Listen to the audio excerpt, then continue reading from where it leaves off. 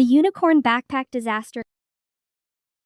10-year-old Mia Chen absolutely loved unicorns. Her room was full of unicorn posters, her bed had unicorn sheets, and she even had unicorn socks for every day of the week. So when her school announced their first ever student entrepreneur fair, Mia knew exactly what she wanted to sell. Unicorn backpacks, she announced to her family at dinner. They'll be the most beautiful backpacks ever created. Everyone at school will want one. Her older brother Kevin raised an eyebrow. Are you sure about that? Of course, Mia said confidently. Unicorns are magical and amazing. Who wouldn't want a unicorn backpack?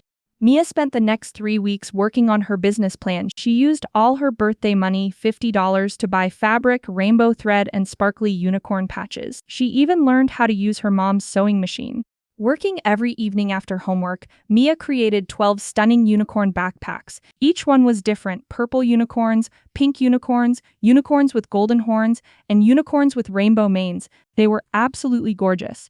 "These are incredible, honey," Mom said, admiring Mia's creations. "You put so much work into them." "They're going to sell out in the first hour," Mia said proudly, pricing each backpack at $15 to make back her money. The night before the entrepreneur fair, Mia carefully arranged her 12 unicorn backpacks on her display table. She made a beautiful sign that read, "Magical Unicorn Backpacks, $15 each," with glitter letters. But when the fair opened on Saturday morning, something unexpected happened. The first customers walked past Mia's table without stopping.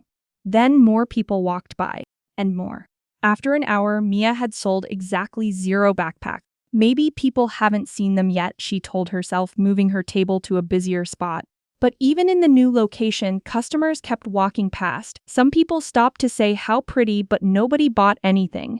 Meanwhile, Mia watched other booths selling out quickly. Tommy's table of fidget toys had a long line. Sarah's friendship bracelet station was packed with customers. Even boring-looking Jake was selling dozens of pencil grips.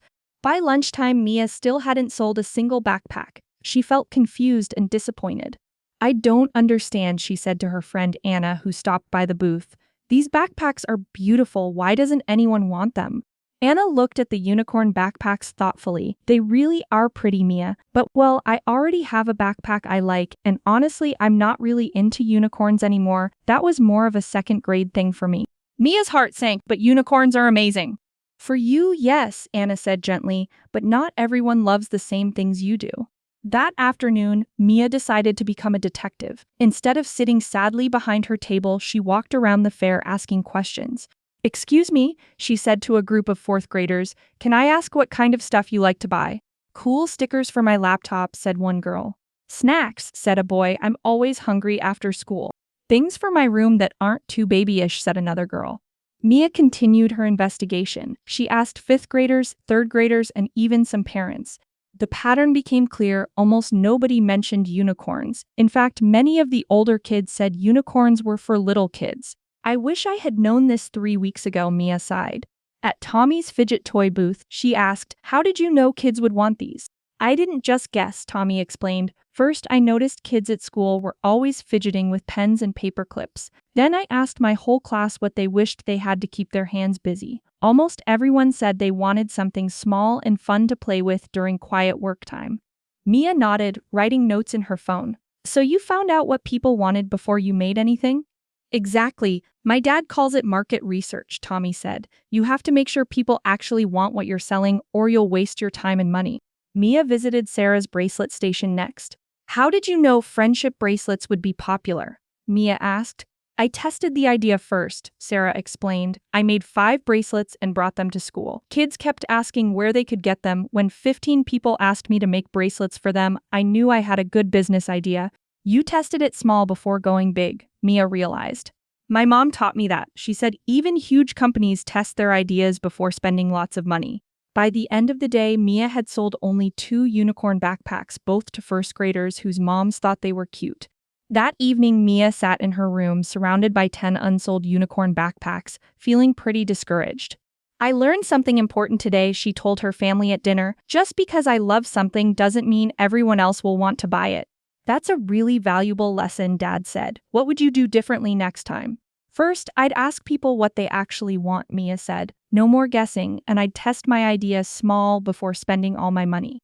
Kevin smiled. "So what do kids at your school actually want?" Mia pulled out her phone notes, phone accessories that aren't too expensive, fun snacks, room decorations that are cool but not babyish, and lots of kids said they wanted better ways to organize their school supplies. Those sound like real opportunities, Mom said.